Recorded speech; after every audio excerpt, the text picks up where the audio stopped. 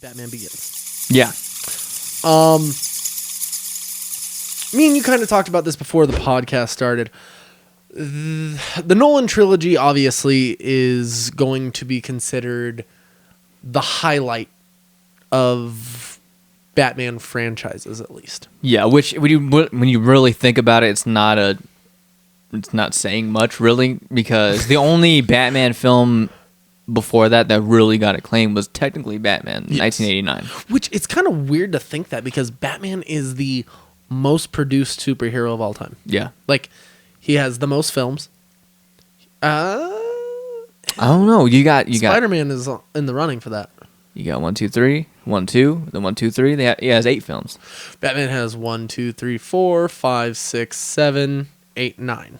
Okay. And now 10. Yeah. So they're fairly close. Couple. Yeah. But yeah, and then at that point, like, after Batman and Robin, they really, like, it was Batman fatigue at that point. 100%. Yeah. It was, honestly, people were terrified of Batman Begins coming out at all. Like, the people who remembered Batman and Robin fondly were like, okay, cool, but, like, the majority of the population's like, even 10 years later seems too soon. Yeah, and like we kind of mentioned in the last episode, Batman Begins, when it came out, it kind of like, it was the first, I don't want to say first serious superhero movie, but it breathed new life into the genre at that point 100%. In 2005. Yeah, absolutely. And while Batman Begins, I'll say this, at the time was by far the best Batman film of the last 10 years at that point. It didn't do what the following movie did for superhero films. Yeah, this one, it was critically received well, but it didn't reach like a mass audience yet.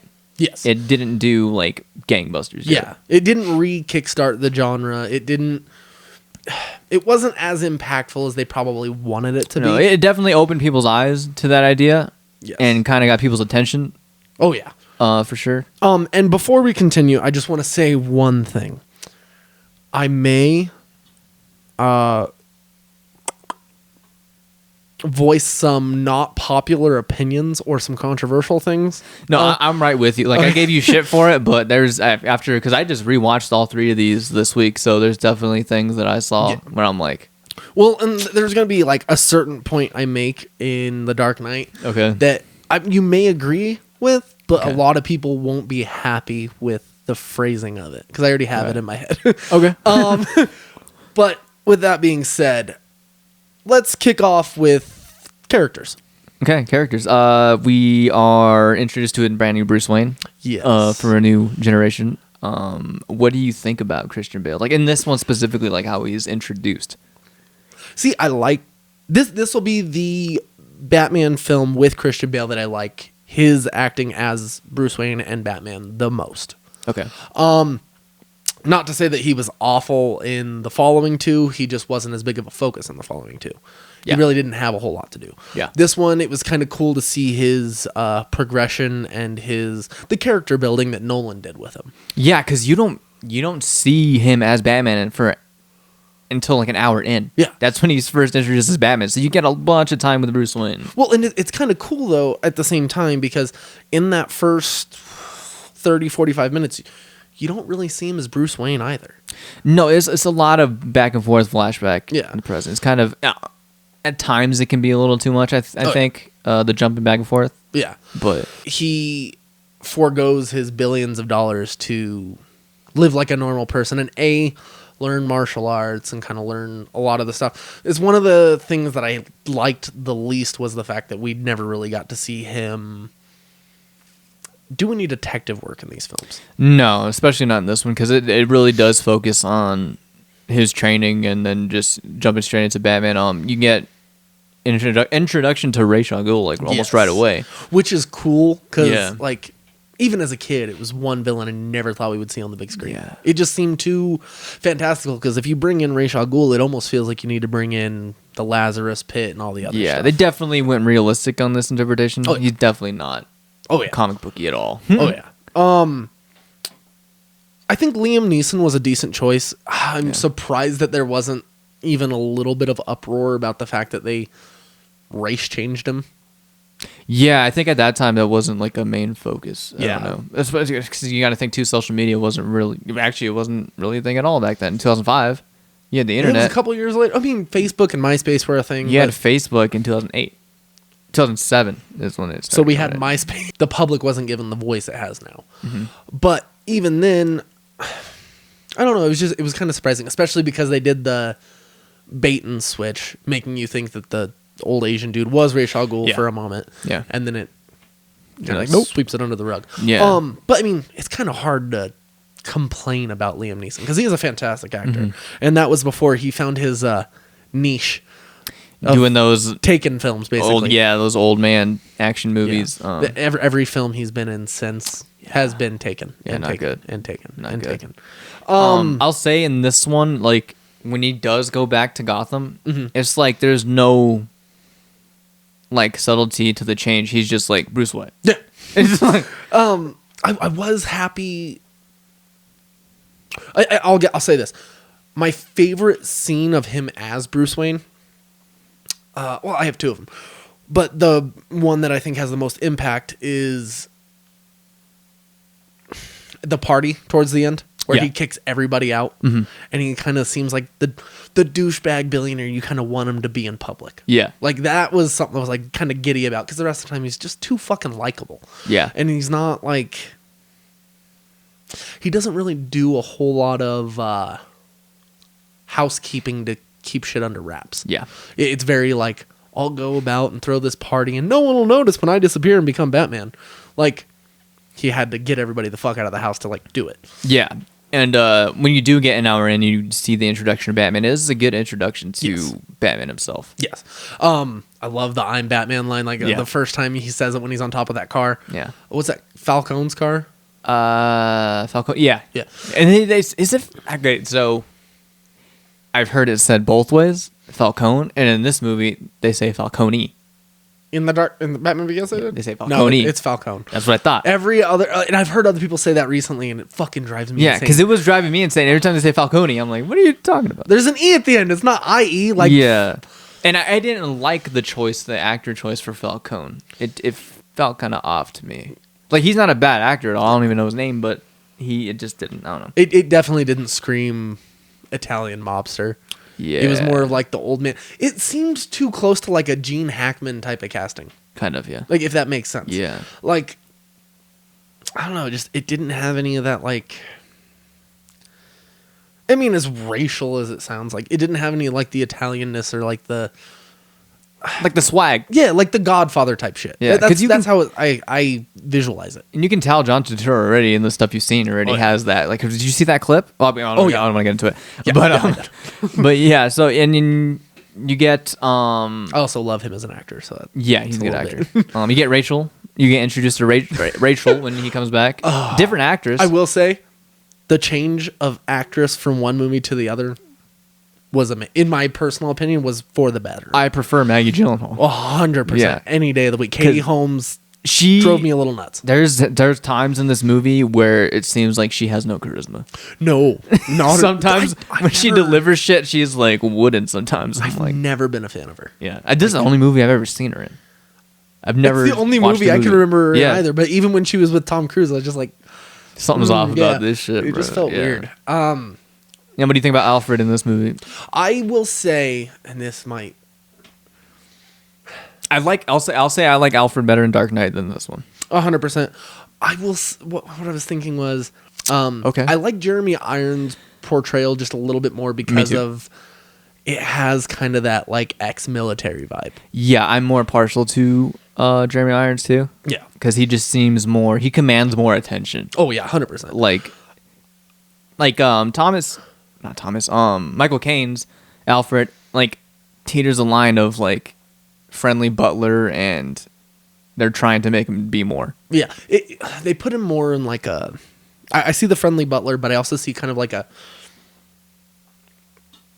He's trying to be the cool dad, like he'll let him do fucking anything he wants, type of shit. Like That, and then he's always like he's like a philosopher kind of, or he wants to be. right, and I mean like, I definitely feel like his role as Alfred was a lot more important than the Alfred they had in the first 4 films. Oh, definitely. That guy was just there to be there to He be was Alfred. set dressing. Yeah. Basically. It was, hey, we have Alfred. That's about it. Yeah. Same with Gordon. Yeah. Oh, even more so with Gordon, in my opinion, in those movies. Yes. And we'll get on him in just a moment. Just we got to finish the Alfred stuff. Yeah. Michael Caine was great. He just didn't give like a very.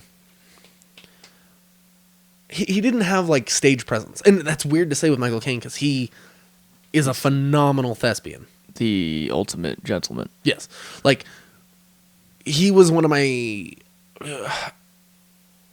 top 5 favorite parts of Kingsman, the first one. I don't remember I remember bits and pieces of it, but that's the only one I've seen. Yeah, because he plays Arthur. Yeah. Their like head of their table, basically. Arthur. And he betrays them and stuff. And he was more convincing in that than he ever was in the Dark Knight films. Right. Very like I said, very good actor, just not I don't think Alfred was written the best. I don't even think it was him so much. Yeah, especially in Batman Begins. Yes. It's I did love the It's line, hard to all say. those push-ups and you still can't lift this damn log off your chest. yeah. By far, to date, that's even hard to say now. He had the most screen time, so I will say it. By far, to date, the best portrayal of Jim Gordon we've gotten. I love J.K. Simmons, but yeah, this is because it's not even really a comparison because, like you said, like Gary Oldman's Gordon had the most screen time. Oh, yeah. Period. He had the most to do. He did a lot in like every fucking one of those movies. He did a lot. I mean, that was kind of cool though, because it was like it showed the relationship that Batman really has to have with the police. Yeah. To make it work. Otherwise, he's just going around beating the shit out of criminals for no reason. Yeah. So it's kind of cool to see that aspect of it. It's also cool to is that the yeah you at the end of The Dark Knight Rises, we'll get to that, but that reveal at the end of that, like it pays off. It pays off because of the build up. There's a lot of build up to it. It's even cooler because of that build up, because you Yeah. get to see him from the point where he's essentially like a beat cop to a detective to commissioner. Yep. It's something we haven't seen and something we will technically get to see again with Jeffrey Wright.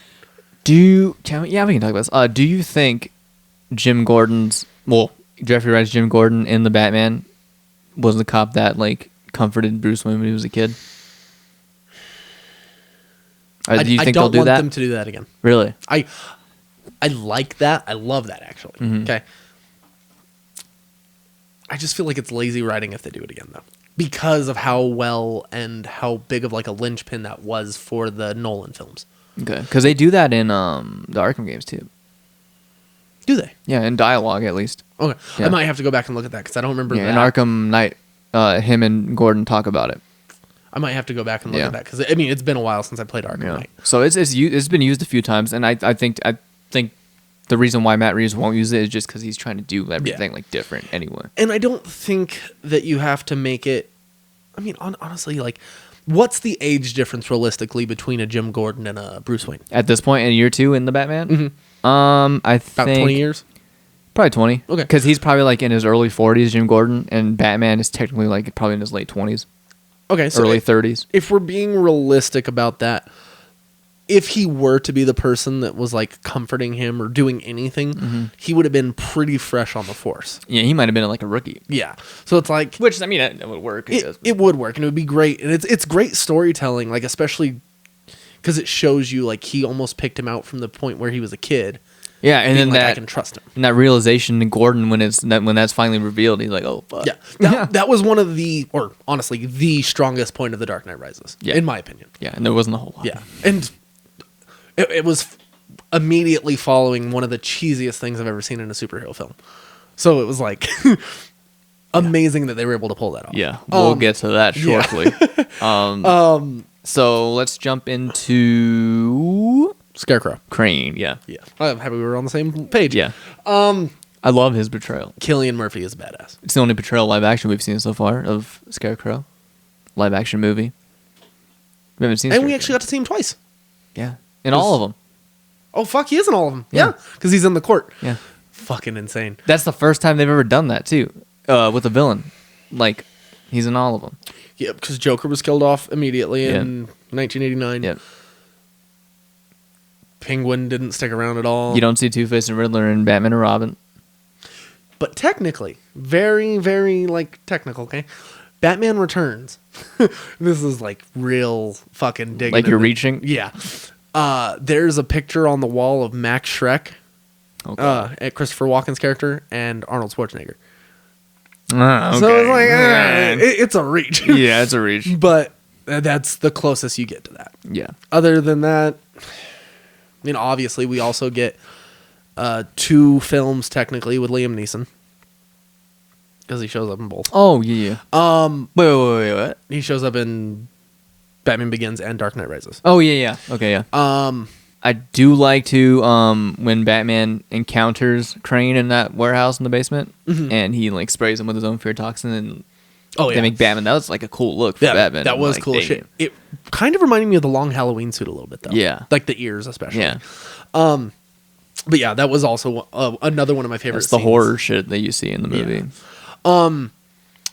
I also kind of liked and this is a tiny little detail. I like the actor they got for. I don't know if they actually call him it, but Joe Chill. Oh yeah.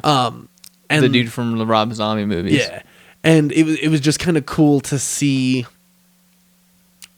Bruce Wayne literally almost go over the edge and kill him. Yeah, get that. He was close. about getting ready to do it, and then somebody else did. That's some and the one thing I love about that is that honestly pulls from a real life situation with Jack Ruby and Harvey Lee Oswald. Yeah, Lee Harvey Oswald. Yeah. So it was kind of cool. It's almost symmetrical to that real life event. Yeah. I've never even considered that Batman would actually go to kill the guy. I've always seen him as someone who wants justice, but he's always had that line that he's drawn for himself that I don't cross this because then I'm no better than him. Yeah. I could have seen him chasing the dude down and being the reason that he ends up in jail, but seeing that kind of outlook on it was kind of cool. Yeah. There's one other big charder that Lucius. we have. Yes. He's good in all. It's Morgan Freeman. It's hard he does what he does. Yeah. That is one of the easier, I shouldn't say easier to cast, but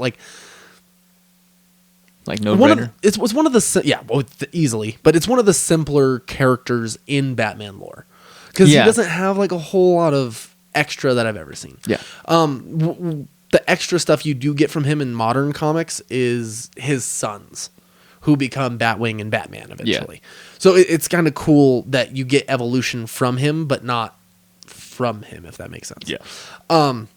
Very simple, and it was kind of cool to see him be Bruce Wayne's mouthpiece inside of Wayne Enterprises. Yeah.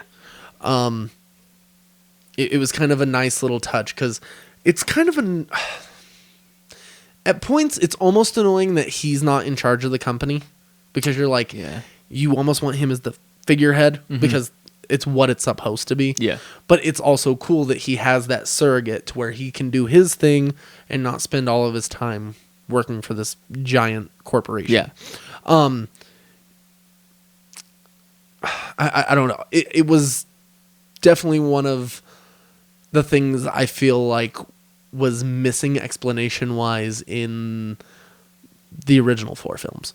The Schumacher and the Burton films. Oh yeah, definitely. So I was definitely happy with that. Are there any other characters majorly that we're missing?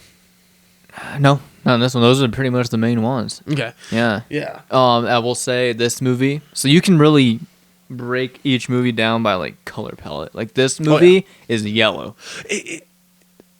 Me and you were talking about this before yellow. the podcast. It is. Me and you were talking about this before the podcast, and it bothers me the more I think about it.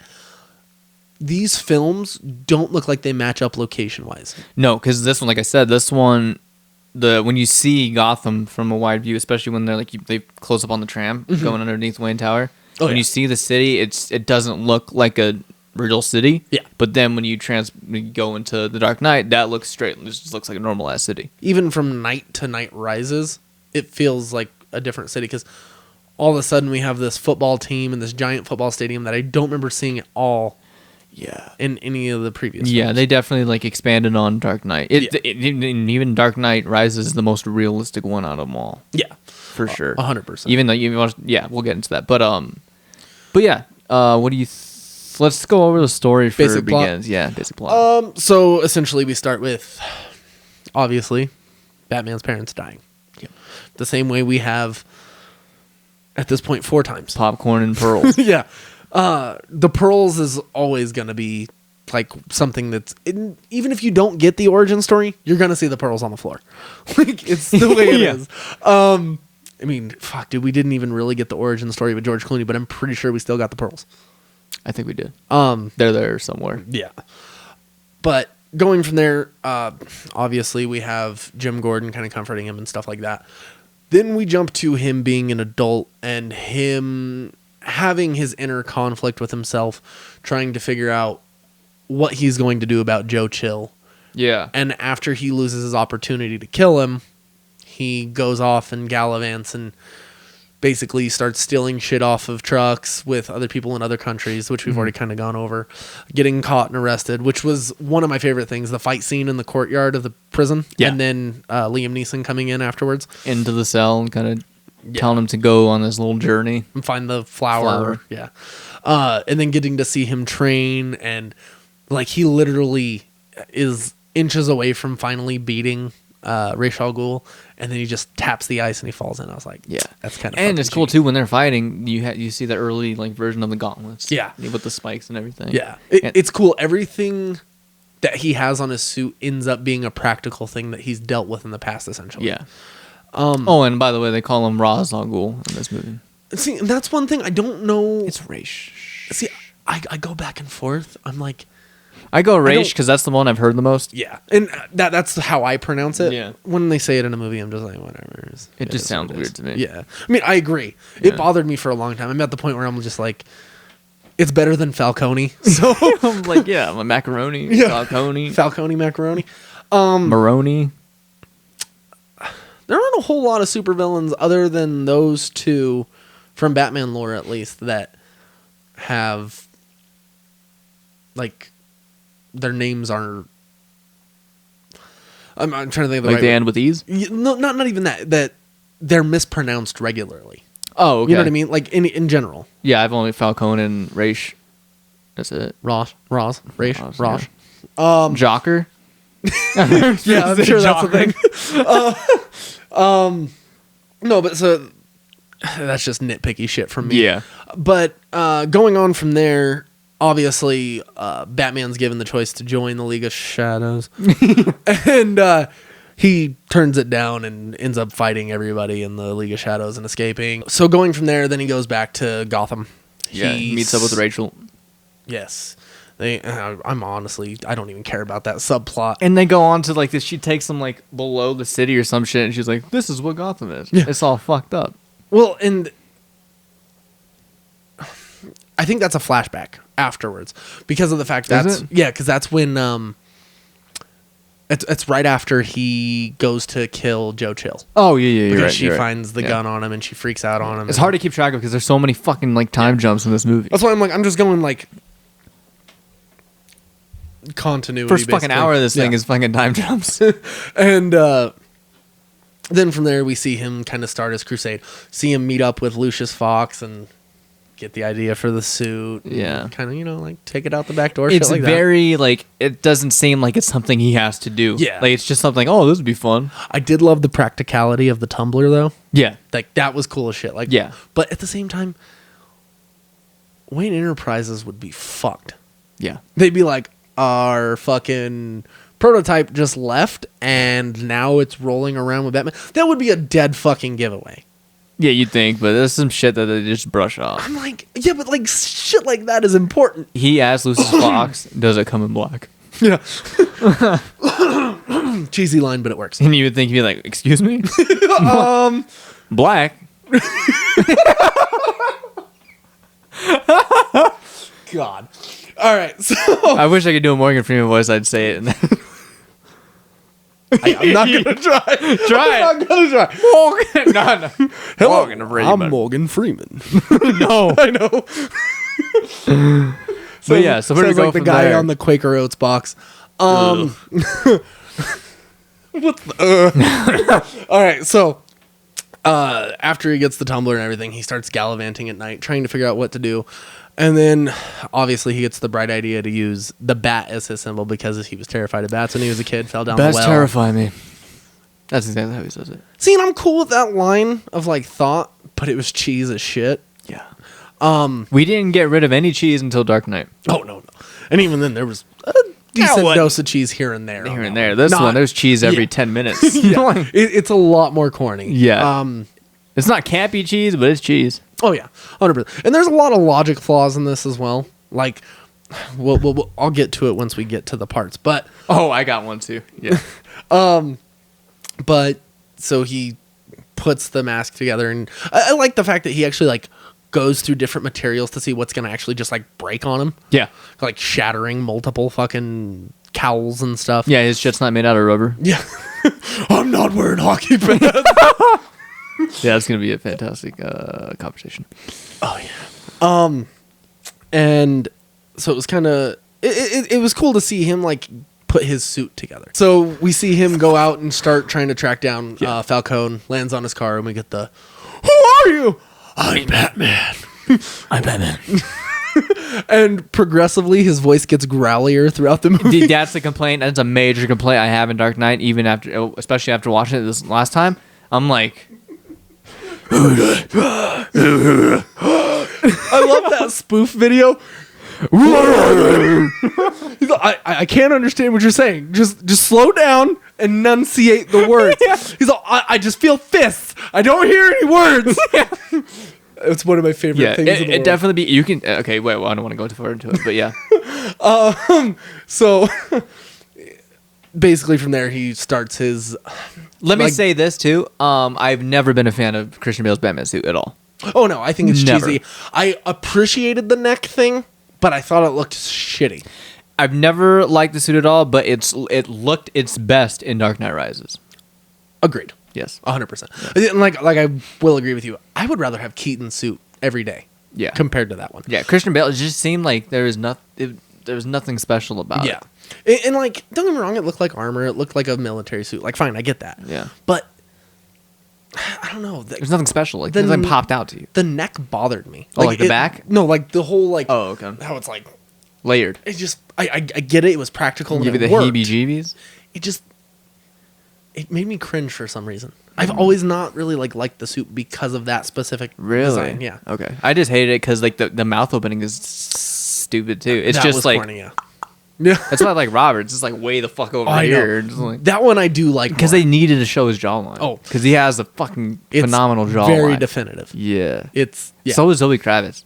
Oh yeah. I'm like, God, you can cut a fucking I'm excited to see her Something hard with it. character's design grow the most yeah. over the next few films. Mhm. And But yeah, then- where do we go from there?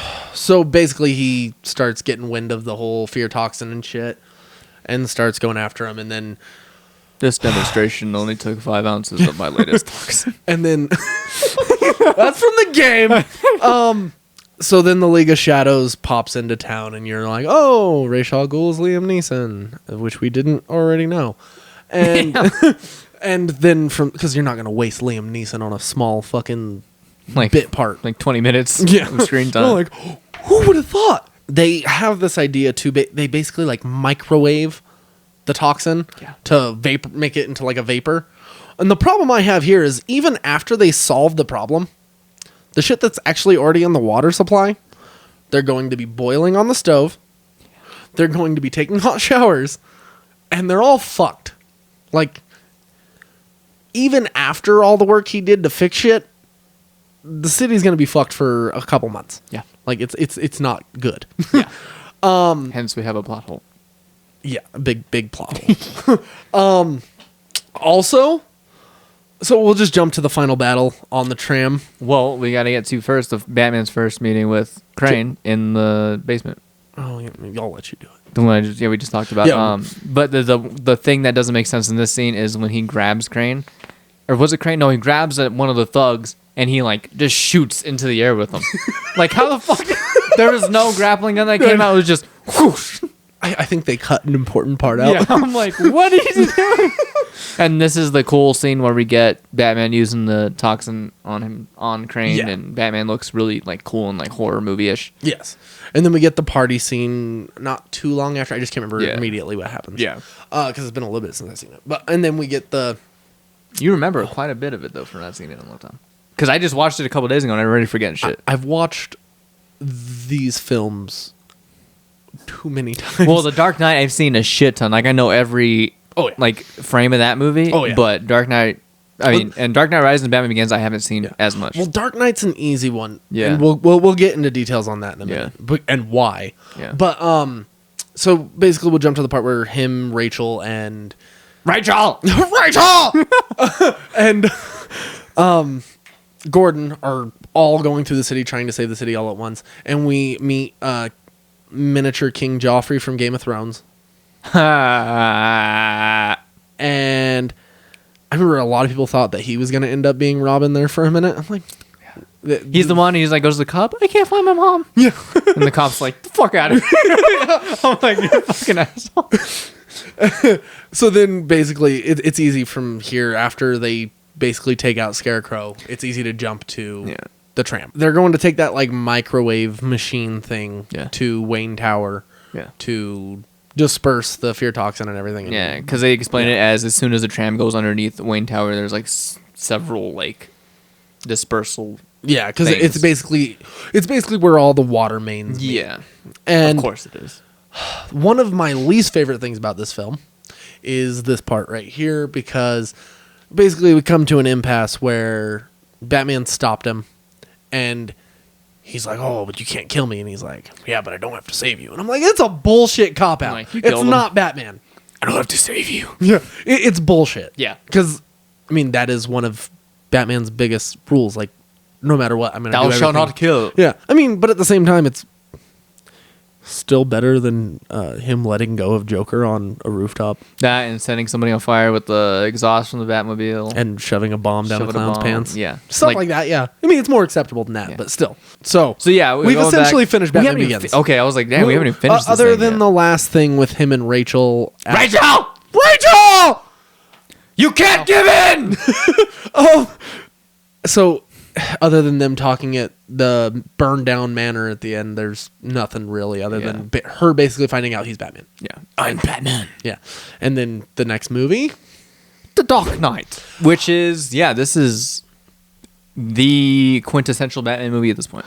For my money, it is the best. See, and here's where I'm going to... Before you say that, this is an excellent film. Yes. But it's not without its flaws. Yes. Okay. Let's go to the characters like we usually do. Okay. Let's talk about the two new additions. The two new additions. The main additions. The major one, obviously, Heath Ledger's Joker, which at the time when he was cast, everyone was bitching about it, and then when he didn't even get to see his own performance, which sucks. I'm sure he saw parts of it, but he didn't see the movie. Then, I don't know. He didn't see the movie. That one is a sad one. Yeah. And we'll get more into my opinion on that in a minute. But yeah, me too. I have an opinion on the whole Heath Ledger died because of the Joker. That's bullshit. It's true. He wasn't even working on Joker anymore at that point. He was the Imaginarium of Dr. Parnassus. Yeah. There's even an interview with Michael J. White that he's like, that's bullshit. Yeah. Like, I watched the exact same interview.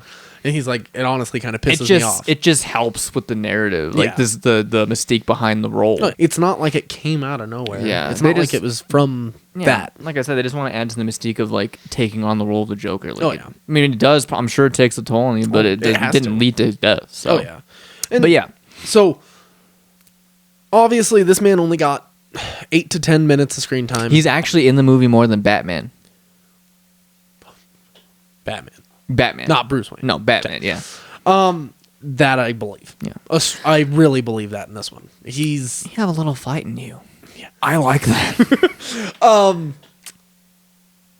There's a clear departure from not the acting skill that Christian Bale had in Batman Begins, but the focus on Bruce Wayne and Batman in this film compared to the last one. Yeah. He really takes a backseat. He really does. And I like character beats, but they just don't give him enough to do. Yeah, there's because there's so much shit going on. You got the Gordon shit, you got the Harvey Dent shit, you got the Joker shit, you got the China shit, you got the Rachel shit, there's so much stuff going on. Yeah, there's way too much. But this was one of my first encounters with David Desmalchin, which makes me happy. Yeah. He's such a fantastic This actor. is the first time I ever saw him. Yeah. Because at the time because I saw this movie in theaters when it came out. Me too. I didn't know who the fuck he was. So Oh, and then we also, as you mentioned, we have Harvey Dent. Two-Face. Yes. He actually, in my opinion, is the most important character in the film. Yeah, a lot of shit revolves around him. Honestly, the majority of the plot revolves around him. Yeah, and his Even more so than the acting, I will say, is a hit and miss. There's some shit that he does good, and sometimes I'm like, oof. Yeah, no, I agree. Oof. I don't think it was the strongest pick. No. But I mean, it was decent. Yeah. But I figured they would have taken a little bit more care with him because he literally is the central part of the plot. Yeah. Like from beginning to He's end. the moral, Yeah. like, conundrum. Yeah. And like you said, his acting is very hit or miss. But once he does become Two-Face, I think it's a little bit more hit. Yeah. So Yeah. and I think that's my preferred version if given the choice between the two that we have seen. I don't think it's a hard Two-Face. choice. No, it's not. I mean... So we'll start from the beginning. Favorite opening scene I've seen in a Batman film. Yes, it's very, like, grand. This is the first movie ever filmed with IMAX movies. Oh, yeah. And IMAX cameras, sorry. If you don't know what you're going into for the first scene, it's honestly kind of magical because of the fact that, like, you know that Joker's pulling the strings. Because the main giveaway is the clown mask. Oh, So you're like, oh, he has something to do with it. But you don't realize that he's there. actually there. Like, it's one of the best parts about Joker being a villain. He always throws himself into the middle because he's a fucking lunatic. Yeah. And the first shot you see of him, though, is, like, him standing, like, you see his back. He's standing on the corner of the street. Yeah. But I mean, even then, you technically still really don't know that it's him. Yeah, you have, like, a sneaking suspicion that is him, but you're not, like, for sure. Yeah. And so, like, getting to see the whole bank robbery scene is fucking amazing. Yeah. It's a really good scene. Especially with the plan of how he leaves in a school bus. And Yeah. the timing was fucking flawless. Timing was good, but still, like, you didn't notice this bus was come out of the fucking building like that. Oh, wait, that seems like it would be an easy crime to solve. Yeah. I love the bank teller too. He's in a lot of stuff too. I forget his name, but he's cool. I know exactly. He's in The Longest Yard. He's one of the guards. Yeah, he's Captain Knauer. Yeah. He's really good in the scene that he's in. Oh yeah, 100%. Especially because like you can see him shit in his pants up until the point where it starts releasing smoke, and he's like, Yeah. the grenade, and I'm like, oh, fucking terrified me as a kid. He's trying to give Joker like this like breakdown and telling him he like has no like morals. Even like criminals have like honor code. and shit. Yeah. Yeah. So then we move on from this scene. What is the very next scene? Because you have seen it more recently than me. The very next scene after this. Holy shit. Is this the I'm not wearing hockey pads? Yes, you Okay. jump immediately into this thing that they got going on with like some of those like those mobsters and the Scarecrow's involved. And the Scarecrow has a cheesy ass line when Batman shows up. I forget. I can't remember. But I love all the Batman imposters.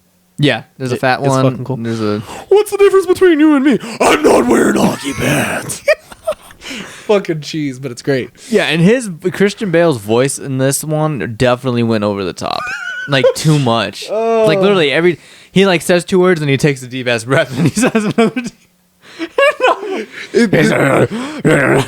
It's why we have those fucking bad man from College Humor. Yeah, Those things maybe Pete Holmes was fucking great as the bad man. yeah. So yeah, he went a little bit too.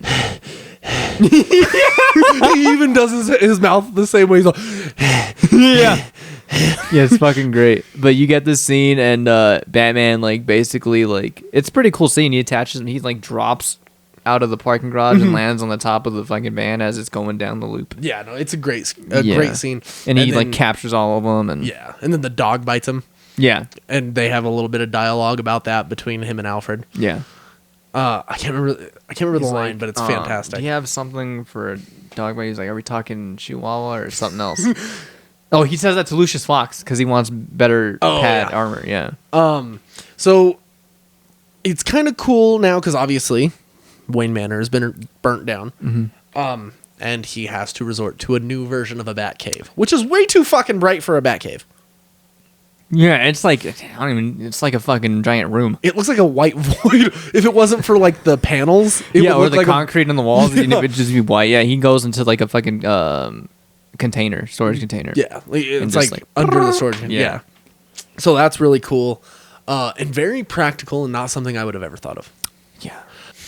From there, we jump to Did we jump to a scene with Gordon and Harvey Dent? Oh, we jumped to Harvey Dent in court. Correct? I don't think so. Because they have to go into that bar and bust them all first. And then he has them in court. Okay, so I think after that, it's just the bar first, and then it goes to that. And it was kind of cool seeing that court scene because he basically gets the whole mob on a RICO charge. Yeah, and then one of the guys like tries to kill him. Yeah. And then Harvey Dent punches him in the face, and he's like, if you're going to kill a public serviceman, I recommend you buy American. Okay. Yeah, no, so like... Eric Roberts is in it, which is funny. Please. Like Julia Roberts' brother. As what? Wait, is that the dude? That's Emma Roberts' dad. I honestly had no idea there was that. Emma connection. Roberts is Julia Roberts' niece, dog. Eric Roberts. Yeah. If he's a big B movie actor, but he was cool in this. If it's who I think it is, holy shit, it is. Yeah. I did not know they were related, but it makes so much sense now. Yep, Emma Roberts is his daughter. Wow, I had no idea there was those connections, but yeah. I appreciate it now. Yep. It just blew my mind for a minute. I'm sorry. So yeah, he does. Obviously, it's not Falcone. Is he Maroney? Eric Roberts is not Maroney. I'm gonna look up his. Is he? That's what I'm gonna look it up.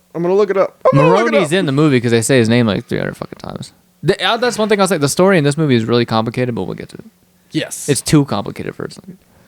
Oh, that's the wrong film. IMDb.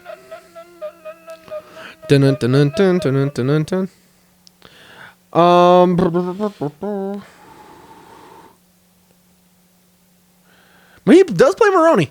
Son of a bitch! No, okay, he's Maroney. Cool. Works for me. That's wild. My ear itches. I'll be honest, this is one I'm going to have a little bit of a harder time hitting beat for beat. The first appearance of Joker after the beginning is... Magic trick? Yeah. When he walks into that meeting and Michael J. White has the hots for him, but he doesn't want to admit it. All right. Yeah, and then... I got these scars. That's a great scene. I like watching that scene just by itself. The disappearing pencil act? Yeah. It's fantastic. He opens up his coat. There's a fucking gang of fucking like grenades that he has attached to his thumb. And he has that little like pull pin. Not blow this out of proportion. That's a joke. He told a joke. And I thought my jokes were bad. Was that good? It was actually decent. Nice. Do one. Oh no! Come on. Okay, so I'll be honest. Out of the two of us, you definitely pull off the better Joker because you've done it since I've known you the whole fucking time. I thought my jokes were bad. You'll have to give me a little bit when I'm not thinking about it, and I'll just roll it out. Okay. Pause. This pause shit is killing me. All right. So that's the first. He walks out, and they're all like, "Yo, shit." Well, that's before Maroney ever even gets arrested because he's in the meeting too, isn't he? No, he's not in the meeting. I mean, I don't know. I forget the little fucking details. I hate the China scene. I think it's pointless. The China scene. Oh, when they go to China, he's like, it's the worst B plot. Mr. Wayne didn't want you thinking he was deliberately wasting your time. And the Chinaman's like, no, just act. I like how you're saying the Chinaman. What? And then he said, he's like, nope, just accidentally wasting it. And then And then Morgan Freeman's like, accidentally, that's good. And then he like laughs and then he walks out. That's their whole exchange. Oh, but yeah, then he like kidnaps him with a wingsuit, the squirrel suit. Yeah. Oh, That was actually Christian Bale standing on the edge of a building though too. For reals. that seems terrifying. Yeah, I wouldn't do it. No bungees? No bungees. Fuck that. Yeah. There's no way. You One will not pay me one enough. fuck up is over. Oh, that'd be bad. Unless he's relying on his like belief in his suit. Playing R. Kelly. How much do you believe in the suit? Oh God! All right. So I can make this pretzel. that Asian dude dies off screen. Negative. 100%. Does he? Oh, 100%. In the jail? No, not in the jail. Like, shortly after Shang Tsung? He's Shang Tsung. In the Mortal Kombat movie, the new one. Fuck me! In the new one. Yeah. Okay. God, I need to watch it again. No, you don't. I know. I don't remember him being Shang. My favorite. Okay, I'm not going to do this right now. So, yeah, moving on. You're killing me, Smalls. My brain's dying. It's okay. We're moving on. Okay, so can we just skip the China scene thing? Because that shit was I garbage. just explained to you the whole China scene. Yes, we're done. What else? I go to Hong Kong. I'm trying to pick like a really good like scene we can talk about. That particular, because there's so much story in this that is stupid. All right, so If it obviously, makes sense. if we want to continue with Michael J. White, we'll just Oh yeah, close we're out done his for character. that. So these two guys walk into like Michael J. Watt's like pool hall, like a billiards. What do we call that? A billiards pool hall. hall. You might be smoking hookah in there, but we don't see Probably. the hookah. He has drinks around him. It's a full bar. It's kind of cool. Oh, is it a cash bar? Do you think, or is it a bartender, or do you think it's like this? I honestly felt like it was more of like his own penthouse, Okay. where he had his crew there. Cool. But I mean, I could be wrong. What do you think the layout is? Like Why are we worried about the layout? He has an open floor plan. So these two guys come in under the guise that they killed the Joker. They brought him the Joker in a body bag. Yeah, well, because what was the line? I'm putting out a something for this clown dead or something like that. Fuck, I can't remember. Yeah, so they bring him to him dead, and he's like, "Oh, this is how much it is for this." And he unzips the bag, and then Joker pops up and puts a knife to his neck. Want to know how I got these scars? We hear story number 1. Ooh. It was bad. No, it wasn't good. No. You don't know how I got these scars. Oh God, You got to be a little subtle. Try it again. I wasn't even trying. I was just like, it was an easy mock. I wasn't trying. My father was a drinker. Is that the story he uses in this one? He does. Yeah. What's 'Cause the story he uses in the next scene in the His party? His wife is what he uses at the Well, party. he tries to use 2 stories. Well, he at the uses same the wife time at the 'cause he's party. talking to the old man at the party and almost says something else. Well, he's like, you remind me of my father. I hated my father. And then he tells Rachel about his wife. Yeah. But then Michael J. White, he talks about his dad and how he was a drinker and he came at his mom with a knife. and then he jacks And his then shit. with me watching, comes to me with a knife. Why so? I can't do the why so serious. That's one of a kind. Why so serious? Let's put a smile on that face. It's not bad. Eh. And then, why so serious? And then it was like a big music hit. Like, I did love that pause because he like looks to the other guy in the room and he's all. He says it again and I'm like, ha. yeah. And then he does. And then the two guys that work for Michael J. White, they, Joker's like, we have room. We're looking to expand our team or some shit. And Operation. yeah. And he's like, we're going to have tryouts. And he like breaks a pool stick in half. He's like, tryouts. And then he basically is telling them like one of them has to kill the other one. I honestly haven't seen that in so long, and it just makes the scene sound way harder than I remember. Yeah. We're going to have tryouts. And then from here, we go to that big party. Yeah. Bruce least in Wayne my head. shows up with 2 honeys.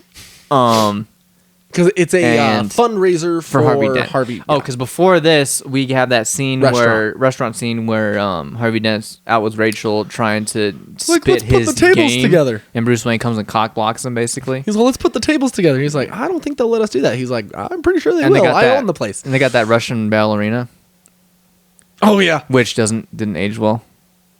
Russian ballerina. only because of the last week. Yeah. Harvey Dent. I'm a ballerina I in did, Russia. I did think that the cop out for him going to Hong Kong on a yacht full of Honeys? ballerinas Yeah. was a little ridiculous. Yeah. But I mean, hey, What if Harvey Dent is the Batman? And she puts a napkin onto his face. But that's why we get this scene. Bruce Wayne holding a fundraiser for Harvey Dent because he's actually I think he's actually trying to do something nice for him. yeah. I don't even think it's so much for him. Obviously, Yeah, it's but, for yeah, Rachel. Harvey Dent still is like thinking Bruce Wayne is sus. Even though he's doing this. 100. He never obviously it's a love triangle Yeah. that can get messy. Oh yeah. So yes. Oh, yeah. And then the Joker shows up to this party, fucking shoots the shotgun in the air. And Bruce Wayne disappears and turns into Batman. Yeah. And then he goes around and terrorizes everyone, which is a cool scene. Poor choice of words. Yeah, where he's like, "Yeah, fight me. I like that. Well, you're gonna love me." I love doing those lines. It's fantastic. Pause. I know there's one more. Very poor choice of words. You want to know how I got? Oh no, he doesn't ever finish the You want last. a hug? Is that what you said? Want to know how I got these scars? You want to know how I got this scar? He only does that one more time, but he doesn't make it through it. When? When Batman says, "You want to know," or he says, "You want to know how I got these scars?" And he's like, "No, but I know you got these ones." And then he ejects the blades into him. When? I don't remember that dialogue piece. How not? You have to show me after It's this. towards the end of the film. Yeah, when on the balcony. Oh, at the yeah, end. yeah. I get the words right? Yeah, it's essentially it's similar. Yeah. Yeah. I was like, but yeah. So after this, So Batman jumps out the window to save Rachel. Rachel. Yeah. And then shortly after this, we get that video of him basically having. Well, I love this Who scene. was the guy? That Just he- some rando, just that fat Batman at the beginning of the movie. Yeah, basically telling him he's gonna start like taking out politicians, basically. Yeah, and they actually, obviously, it was unscripted. That whole scene, they let Heath Ledger do whatever he wanted in that scene. Which is fantastic. He set that whole thing directed up. it. Yeah, Yeah, he directed that. It was fucking nuts. Yeah. Look at me.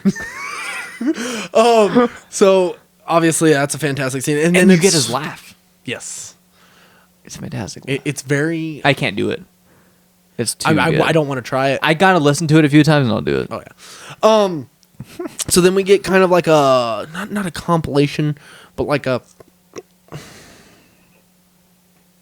This is how crazy Batman's made Gotham. We get like a bunch of clips, basically, not like death scenes for these politicians that he's going after. Yeah, they're really rushed Yes, they are. on purpose because they're not gonna show like the real gruesome. part of Kills 2 or 3. it. 3. And then he tries to go after the new commissioner when he's making a speech. And this is when we see David Desmalchin and Heath Ledger without the makeup. Yeah. And they also they also go with the idea of pretending that Gordon's dead for a while, which surprised the fuck out of me. He only had 2 boys, huh? Yeah, he ain't got Barbara. there's His no wife's Barbara. name is Barbara in the fucking movie. Which it's the same, kind of the same thing. In the Gotham TV show, they make it real fucking weird. Because he dates this one girl named Barbara, breaks up with her, has a kid with this other girl. Then they name their kid Barbara. I'm like, doesn't work out that way, guy. It's weird. Pause. Yeah. That's not a pause moment. No, it's really not. But we'll roll with it. So they launched one shot in the air, and then on the second shot, Joker turns over, and that's when the thing goes. And then he runs through. He's like, Yes. And right after this, before we even find out that, Harvey Dent captures David Desmalchin, takes him into a subway. yes. But right before we find out that Gordon's actually still alive, we see Harvey getting into a ambulance to go away. Oh yeah. Okay. And he's all... Him and Rachel do the whole thing, and this is where you finally see the 2-headed coin. Yeah. Where he basically tells her, like, oh, heads I'll do this, tails I'll do this, and Heads, you give me head. tails you give me Tail. fuck me.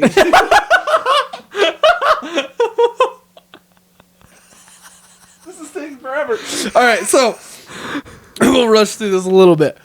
Then we get to the interrogation scene. Yeah. Okay? And When they capture Joker? yes. Okay, the cool shot. So the beautiful shot of the semi going end over end. Well, that and then the cool shot of Joker hanging out the cop window. That's fucking sweet ass shot. Gangster. And you also get the tumbler basically separating into the motorcycle. Hit me. Which is dope. Yeah. Really weird motorcycle, but it's badass. The hit me shit is amazing. And then we get the semi going end over end, which is practically done, which is fucking nuts. Yeah, it's like Yes. And then Joker goes to jail. I love the way he escapes. It's fucking insane. Way darker than I expected. Yep, and the interrogation is fire. Oh, the interrogation's beautiful. Talk like one of them. You're not. This is where that spoof came from that we were talking Yeah, about. this is like the spoof scene. This is, I believe, where we find out that Gordon's still alive. Where are they? Right after when they arrest him, basically. Yeah. Then we go, so we get basically the dialogue that he has to save one or the other. Yeah, and he gives him the option to go for Rachel or Harvey Dent, and he lies about which one is in which place, because obviously, which honestly surprised me. I really was surprised with this character choice to have Batman selfishly think he was at least going for Rachel, because altruistically, Batman would not choose his own wants over the needs of the city. He would have went to Harvey Dent. Yeah. Realistically, if we're talking like the way he's been written over the last 80 years, Yeah. he would be like, well, it sucks, but if I can only save one, we'll save the person who's going to have the bigger impact. And they'll still send the police to go get Rachel. So It's kind of a hard twist when you first see it. Oh, yeah. You're like, oh, damn. 100%. Especially because he specifically says, I'll go for Rachel, you go for Dent. Yeah. And then you find out that he got lied to, and Gordon then they'll get sent to a different place, right? Entirely. yeah, Yeah. they I want to say. they get sent to where Rachel is. Oh, but as soon as they get there, it Yeah. blows up. Because that's when Batman's already coming out with Harvey Dent in the other building. And the way they have Two-Face born is different than Yeah, comics. it's not the acid. It's gasoline on his face that He's burnt. gets ignited by the building. He doesn't have an eyelid on that side. No, and it's fucking creepy as But shit. how the fuck is his eye always looking moist? Visine. You'd think it'd dry out from being in the open. Oh! Unless his tear ducts were broken. I don't know. I'm making... Yeah, that's Rationalization. reaching right now. I know. But yeah. So yeah, you got that. Rachel dies. Harvey Dent gets Rachel sent Dawes to... dies. Rachel Dawes. Harvey Dent's in the hospital, and Joker shows up in the hospital. That's a beautiful scene. Yeah, and that's when he's like, Rachel! Well, and even before that, before Joker comes in, it's kind of cool to see the dialogue between Dent and Gordon, especially knowing that they always called him Two-Face before because he would do whatever it took to basically win a case. Yeah, it was like a derogatory name towards them. Yeah. You all heard what they called me down at the station or whatever the fuck. Yeah. So I thought that was really cool. Yeah. Then we go to, obviously, Joker coming in. Then we get the gangster-ass scene of Joker leaving the hospital. Yeah. And that's is contrary to belief, that is actually written in the false misfire or whatever. Yes, 100%. And, I mean, obviously, they only had the one take to do it. Like, that is legit because they literally destroyed a building. hospital. Yeah. But everybody thinks that... I hate how these stories get started because it does. He plays it perfectly. Yeah.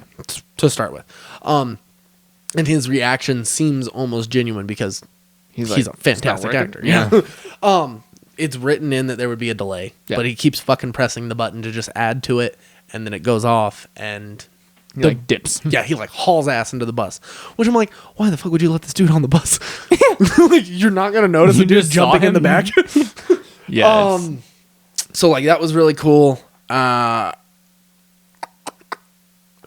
Did we go to the ferries immediately after this? Yeah, we can just skip to the ferries. There's really not a whole lot in between that. Other than the sonar shit, which is kind of dumb. Yeah, which is that was my gripe that I sent to you the other night. Where why does he feel the need to talk in that voice when Lucius Fox knows who he is? Yeah, it's fucking dumb. I'm like, okay. So we go to the ferries, and Joker set this thing up to where the prisoners on this boat have the choice to blow up the boat with civilians, and the civilians vice versa. Yes. Basically saying that both sides one of the sides will come to their baser instincts and take out the other so they can live. Yeah. Because otherwise both are getting blown up. Yeah. And then one of the prisoners takes charge and he's like, he doesn't do it, right? He's like, Yeah. He's like, pretty sure that's he's Debo. Tiny. Yeah, Debo. Yeah. Tom From- Tiny Lister. From Friday. Yes.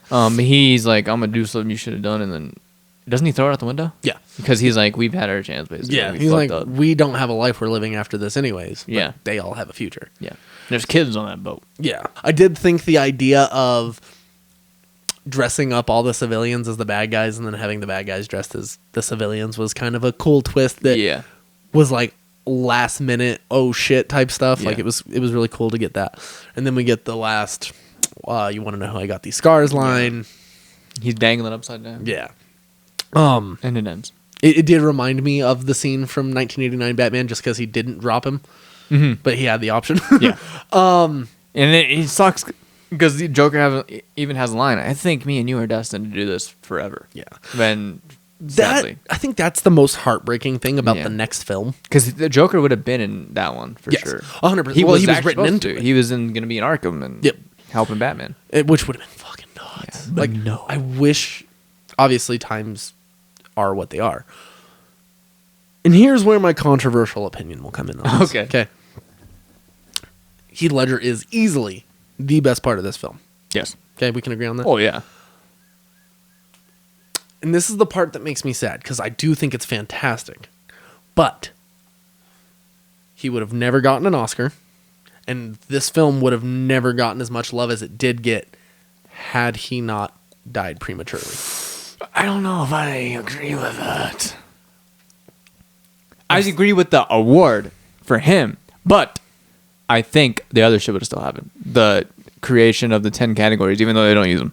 So I do think that he would have still been praised as the, at the time, best version of the Joker. Yeah. I just don't think it would have become as enigmatic as it has become. It wouldn't have been, holy shit, this is fucking like the most amazing thing in the world. It wouldn't have been looked at the same way. It got immediate rose-tinted glasses.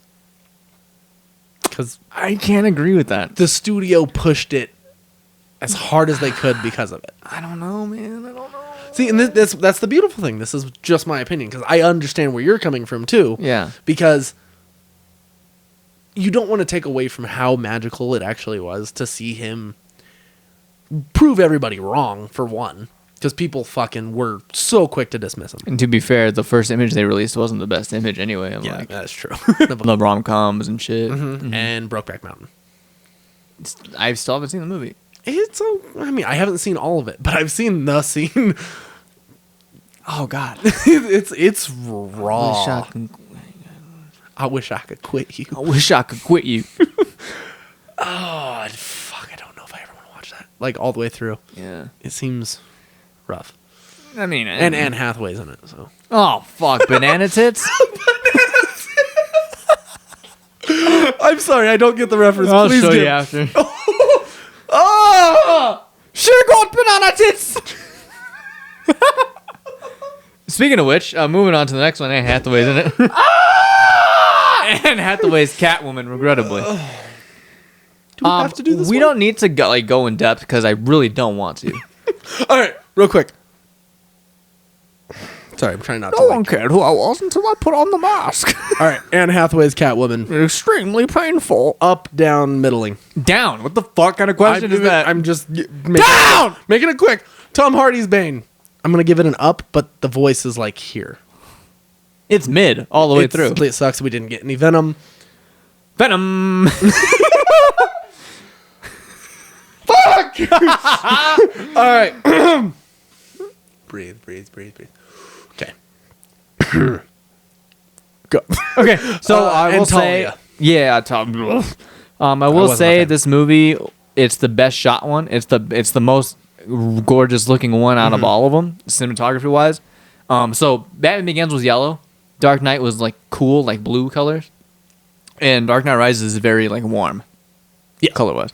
But the cinematography is the best. Christian Bale's Batman suit looks the best here. Yes. Everything visually is the best in this one. I'll say that. What about John Blake? John Blake, Robin? Well, I fucking hate. Why couldn't you say you should use your middle name, Dick? I'd be happy with that. But they were just forcing. They were gonna force Robin in here somewhere, and then it leaves on a cliffhanger. Like obviously he's gonna start some shit up. I would have rather him been fucking. He'd be the perfect Dick Grayson. He'd be the perfect Nightwing, Justin Gordon-Levitt. Well, if he was so against doing the Robin, damn, I smell. If he was so against doing the Robin thing, they should have just made him fucking. He was against it. He didn't want to touch Robin with a 10-foot. Not. Christopher Nolan. Yeah. The 10-foot what? 10-foot pole. Oh yeah. 10-foot bat pole. They should have done. What the fuck is his name? Azrael. Yeah, basically his John. Wayne. Whatever the fuck his name is. They should have done that. Okay. But not obviously like the religious aspect of it. Just like made him that character. Somebody who wants to take over the mantle. Yeah. Instead of throwing in a Robin Easter egg for fucking no reason. And you can tell where they were gonna, if say they were to do a spinoff, obviously he was gonna turn one of those orphans into a superhero with them, and then they should have turned him into Terry McGinnis. It would have been a Joseph better. Gordon-Levitt? Yeah, it would have been a better option than John Blake. He should have just been Dick Grayson. Is anything other than exclude the like normal backstory we know of Dick Grayson, just have him be older already, and then he just turns to Nightwing. I'd be fine with that too because he is a cop. Yeah, so it's fine. He even says that in the movie. I'm a cop. Yeah.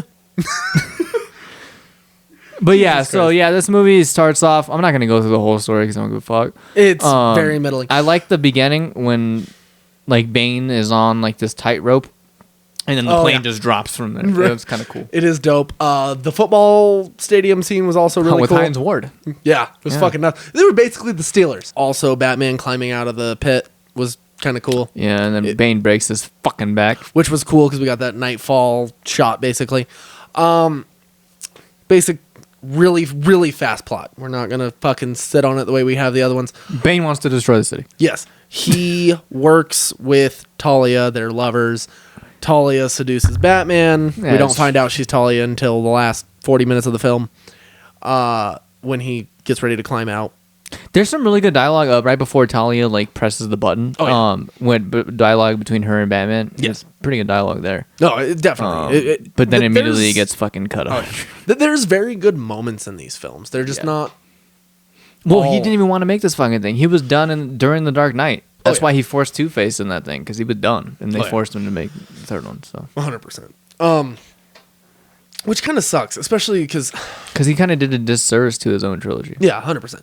It made it to where, literally in 10 years, it's not going to have the same legacy that it had immediately after. No. It was seen. Well, this is why I say the franchise was seen with rose-tinted glasses.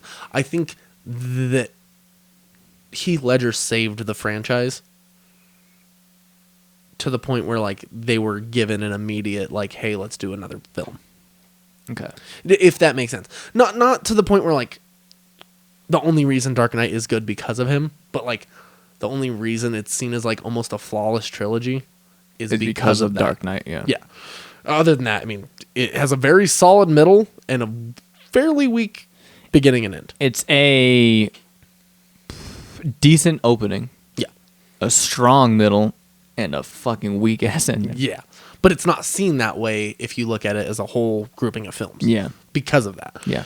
Is, I guess, the point I was trying to get across. But, so, Batman gets his back broken by Bane. Bane's basically out for revenge for Ra's al Ghul. Yep. And they have this bomb that they have in this fucking semi that is going to fuck Gotham up big time. It's essentially a nuke. It's an atom bomb, yeah. They even say that, because Robin is trying to save these kids to go across the bridge, and that cop blows the bridge. Oh, yeah. And then that's when Batman, he has the cool-ass, like, bat plane thing. Looks like a bug. Yeah. Looks like a bug. It is definitely...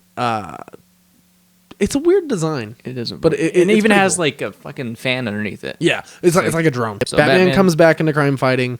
Bane and his goons try to take over Gotham and destroy and it's it. snowing. Yes. And fight choreography is shit. Oh yeah, 100%. Especially that rooftop scene. Yeah. The one dude just fucking falls out of nowhere. And So, Bane and Talia are trying to basically kill Bruce Wayne. Basically, to just fucking sum it up, Batman takes the bomb with the Batwing, and then fucking After one of the worst death scenes of all time.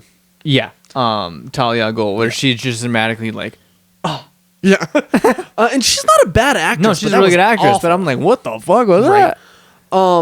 And obviously there's two big things right here at the end that are fantastic that I will go over. Jim Gordon, which we touched on a little bit earlier. Oh yeah, this is when he's in the Batwing before he takes the bomb. He's like, who are you? And then he basically doesn't say, he just gives out a hint, and then he thinks back, and he's like, Bruce Wayne. Yeah, because he's basically like, you were he's like basically you were there for a kid who needed him in like his darkest time, Yeah. and gave him a jacket and shit like that. Immediately light bulbs go off in his head, figures out who it is as he flies away and watches the fucking bomb go off. Fucking blow up. Yeah. And he escapes somehow. Yeah, that's so bullshit. Also, like, as much as it's cheesy as shit, because you get the line from Alfred earlier in the film about basically dreaming of one day seeing him at a table and like not even saying And they anything. even show it. Yeah. But then when it shows Alfred, then when it looks over, it's just a random couple. And then at the end, it repeats, but it's Bruce and Woman Cat. I like how you're like not acknowledging as much as possible. Yeah, it was pretty awful. Yeah, but that's that. Yeah. That's that. Oh, and obviously John Blake going into the Batcave. That was cool because it kind of leaves it open, like he's on the water and then it starts lifting up. Yeah. And then the title comes up, The Dark Knight Rises, so he's technically like The Dark Knight's Rising. Makes sense. That's fair. I just No wish one cared who I was until I put on the mask. I was very disappointed with a lot of that stuff. It also took me years to realize that was Tom Hardy. Did you really? Yeah, I don't know. We were young, bro. I knew who that was, though. I mean, it was like 2010. 12. They took 4 years off. Mhm. 8 to 12. So yeah, overall, Nolan trilogy, what would you rate See? Oh, are we going numbers? it? Usually. Okay. Are we talking numbers?